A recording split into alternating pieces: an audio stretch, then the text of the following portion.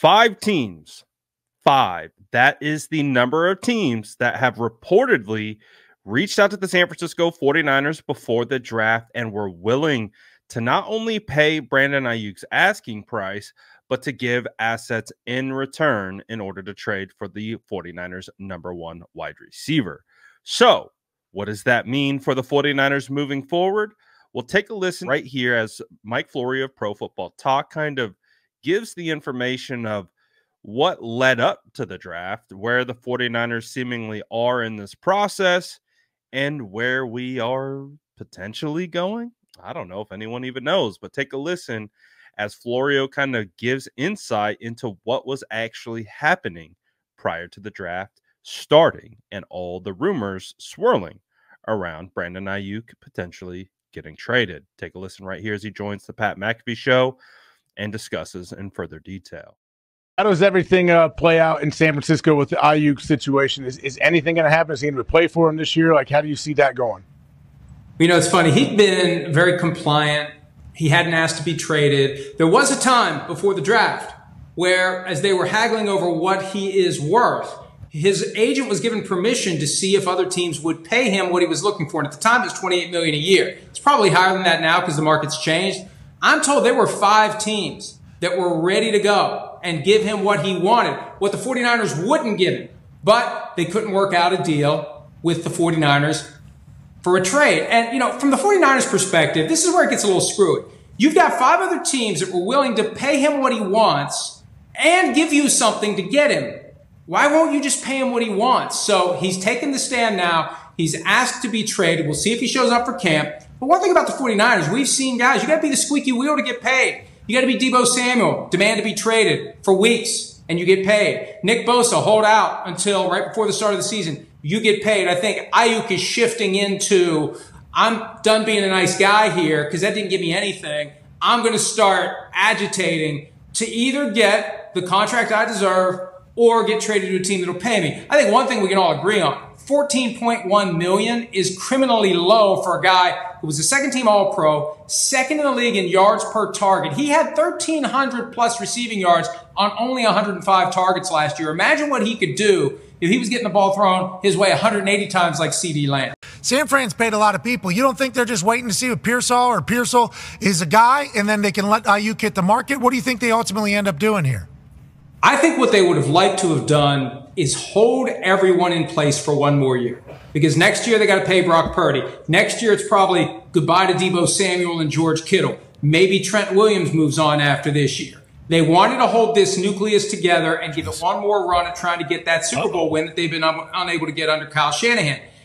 And as long as Aiyuk's willing to take $14.1 million per year or for this year, then it works. But when he says, no, wait a minute, 14-1, no, the market's 35 now. I'm not taking 14-1. I want my contract now. That's what's keeping it from happening. And I think at some point they need to consider, and I don't know that they'll do this, but there was some chatter before the draft about the Steelers maybe trading for Deebo. At some point, maybe for the 49ers, you say, okay, he's forcing us, Aiyuk's forcing us to make our choice now. Maybe we trade Deebo and pay Aiyuk. I wouldn't rule that out as a possibility because it was a possibility before the draft. Maybe it's something that could still happen. That would be such a Niners move that we have drama with this guy, not with this guy.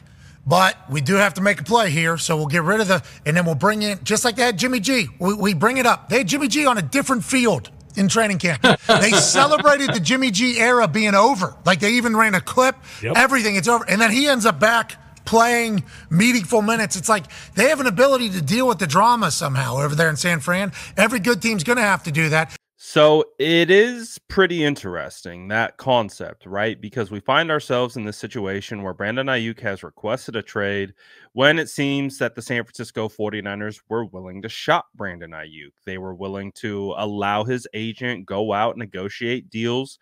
It sounds like, at least from Florio, that the deals were coming back in the range of $28 million per year on average, which doesn't sound too far off from the figures that we have heard in regards to what Brandon Aiyuk is looking for. Now, obviously, the market shifted a bit, so that could have definitely an impact on what that ask might look like now, but that's not Brandon Aiyuk's fault. I think we all have to kind of be able to contextualize that. The market is the market. It's one of the things that I have harped on for the entirety of this ongoing conversation, is that that is what dictates the asking price. And you match that up with the accolades and the statistical performance, and that's how you land on these numbers. That's how you are able to determine what Brandon Aiyuk is worth, because he falls in line with those wide receivers who have gotten paid in the range of $28 to $30 million per year.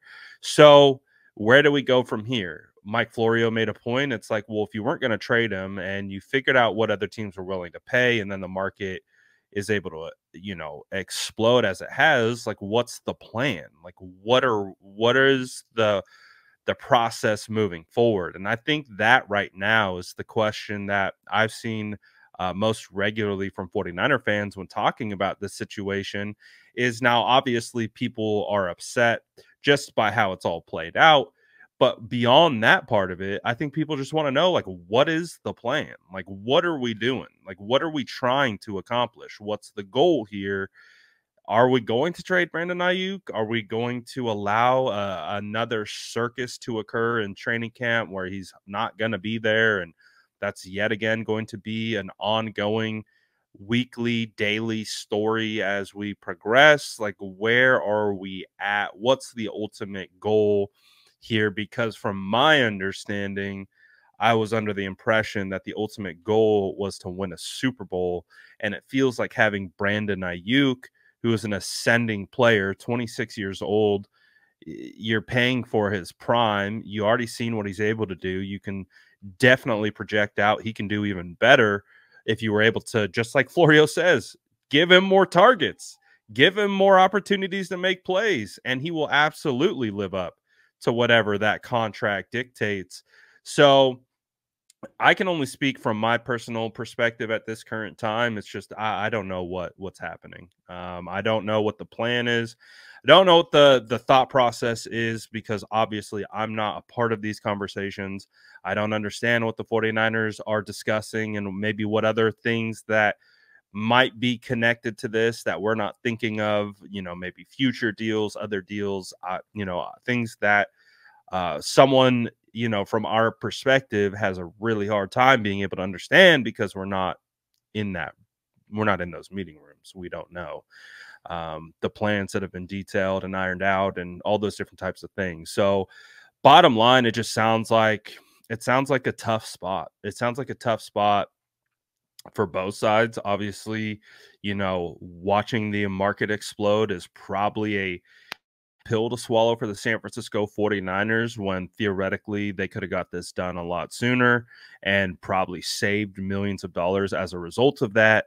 And then you have the other side where it's just like, well, what are we going to do with the football aspect of this? Do we feel confident that we can, be at odds with our wide receiver, Brandon Aiyuk, and all these types of things? And I'm just curious, like, what does Brock Purdy and his agent think of this entire situation? Like, how do they perceive this? Because they're next up.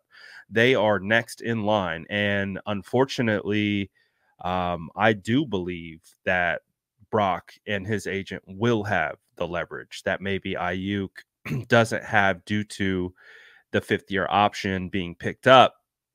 So now, fundamentally, yes, Brock Purdy has another year left on his deal, but every single person understands that Brock Purdy is not going to be stepping onto the field for anything more than a new contract. So is that part of the reasoning of the delay with BA? I don't know. It's just, I think it's just getting to the point where everyone's frustrated by the situation. We're frustrated having to talk about this, frustrated having to continue to try to figure out what's going on. It's let's just get this thing done. Like, I know it's much easier said than done, but at this point, this is just a massive distraction